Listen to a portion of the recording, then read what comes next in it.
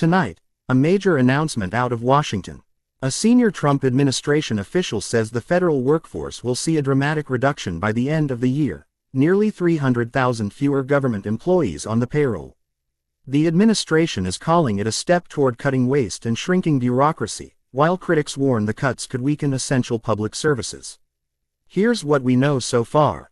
There will be some 300,000 fewer federal workers on the government payroll by the end of December than there were in January, according to the Trump administration's top human resources official. That amounts to the loss of about 1 in 8 federal civilian workers, and would be the largest single-year reduction since World War II. But in an interview with the New York Times on Thursday, the director of the Office of Personnel Management, Scott Kupor, painted the coming few months as a period of relative stability after a time of tremendous upheaval. He said the resignation incentives first introduced by the Department of Government Efficiency, or DOGE, accounted for the bulk of the 300,000 departures. He said most would be officially separated by the end of September, and others by the end of the year. Most have already stopped working, even though they remain on the payroll. In addition, though some already announced cuts are still pending, he said he did not expect significant new layoffs, formally called reductions in force, before September 30th, the end of the government's fiscal year. That's roughly like 2.4 million to start and ending roughly about 2.1 million, Mr. Kupor said of the size of the civilian workforce when Mr. Trump returned to office and what it will be at the end of the year. The figure is the clearest picture yet from the federal government of the extent of President Trump's downsizing. Mr. Trump has said the effort is about eliminating waste, saving money and making the government run more efficiently. But it also represents a reduction of a bureaucracy that he believes has tried to thwart him. Many federal employees say the depth of the cuts has threatened to cripple vital services, drained the government of expertise and wreaked havoc on workers and their families. The departures are a combination of employees who voluntarily took an early retirement or resigned and continued to get paid through September, as well as fired probationary employees and others who have been laid off in agency reorganizations, including at the Department of Health and Human Services, U.S. Agency for International Development and the Consumer Financial Protection Bureau. Agencies have reported a total of 10,000 fired probationary employees, Mr. Kupor said, and about 6,000 of them are already formally separated from the government. Others' employment statuses are in limbo, in many cases because of lawsuits. Critics have called the cuts indiscriminate and thoughtless, particularly the administration's decision to pay people not to work for months. During the first Trump administration, officials sought permission from Congress to reorganize the government, which would have included firing employees. Agencies submitted detailed plans and justifications for the cuts and reorganizations. But those requests never went anywhere. This time, the administration moved forward without congressional input or a studied assessment of where to cut. And the vacancies have been felt across the government.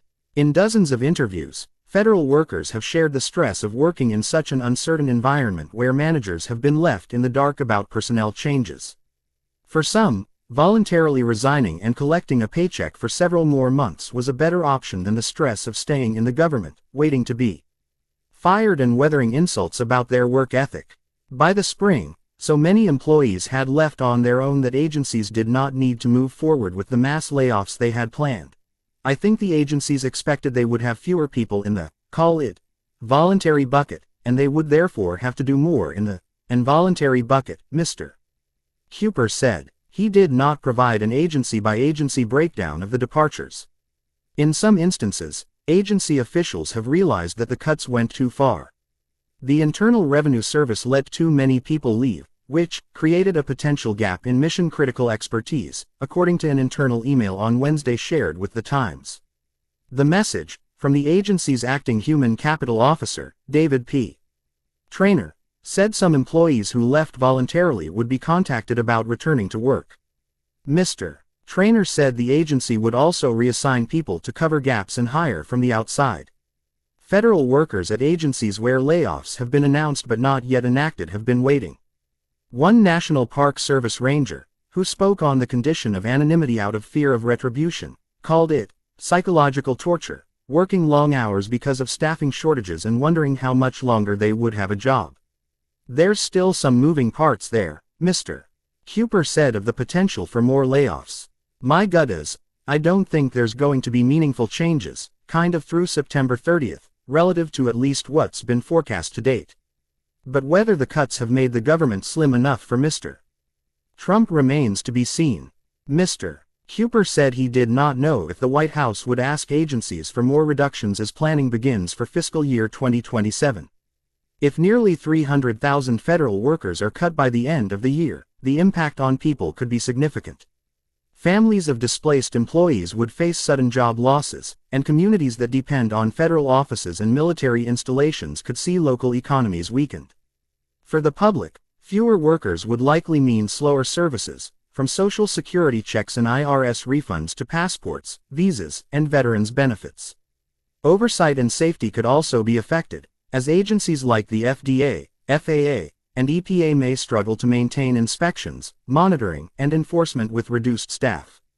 While supporters of the cuts argue that taxpayers will benefit from a leaner government and lower spending, critics warn that ordinary citizens will bear the brunt through delays, weakened protections, and reduced access to vital services. The move could save money in the long run, but in the short term, many Americans are likely to feel the strain in both their daily lives and their communities.